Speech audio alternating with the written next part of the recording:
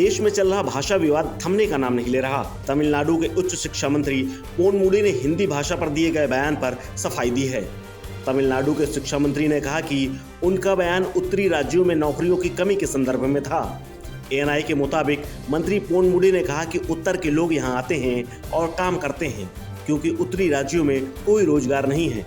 बता दें कि इससे पहले शुक्रवार को उच्च शिक्षा मंत्री पोनमुडी ने कहा था कि भाषा के रूप में हिंदी की तुलना में अंग्रेजी अधिक मूल्यवान है।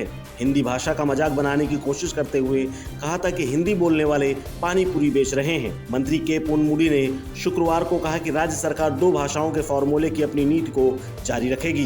पोनमुडी ने कथित तौर पर हिंदी थोपने के प्रयास की आलोचना भी की। साथ ही सवाल उठाया कि हिंदी भाषा सीखने से क्या रोजगार मिलेगा। पोनमुडी के बयान के बाद शिवसेना नेता संजय राउत ने प्रतिक्रिया दी है। उन्होंने कहा कि मैं हिंदी भाषा का सम्मान करता हूं और संसद में भी बोलता हूं। पूरा देश समझता है। मैं गृह मंत्री अमित शाह से एक देश, एक विधान, एक भाषा बनाने का अनुरोध करता हूं। सभी को भाषा का सम्मान करना चाहिए। मैं खुद हमेशा हिंदी भाषा का सम्मान करती है। मेरी पार्टी जब भी मुझे मौका मिलता है सदन में, मैं मेरी बात हिंदी में रखना चाहता हूं, क्योंकि देश सुने मैं क्या बोलना चाहता हूं। देश की भाषा है। पूरे देश में एकमात्र भाषा को जो मान्यता है, पूरे देश में जो बोली जाती है, वो हिंदी भाषा है। हिंदी फिल्म इंडस्ट्री हो जो पूरे देश और पूरे विश्व में छा गई है, तो किसी भी भाषा का इस प्रकार का अपमान नहीं होना चाहिए।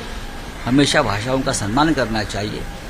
और ये गृह मंत्री अमित शाह जी ने ये चैलेंज स्वीकारना चाहिए कि सभी राज्यों में एक भाषा, एक देश, एक संविधान, एक विधान, एक निशान और एक भाषा होनी चाहिए। तमिलनाडु के उच्च शिक्षा मंत्री के पोनमुडी ने हिंदी पर टिप्पणी भारतीयार विश्वविद्यालय के 37वें दीक्षांत समारोह के दौरान की, जहां पर कार्यक्रम की अध्यक्षता तमिलनाडु के राज्यपाल आर.एन. रवि कर रहे थे, जो विश्वविद्यालय के कुलाधिपति भी हैं।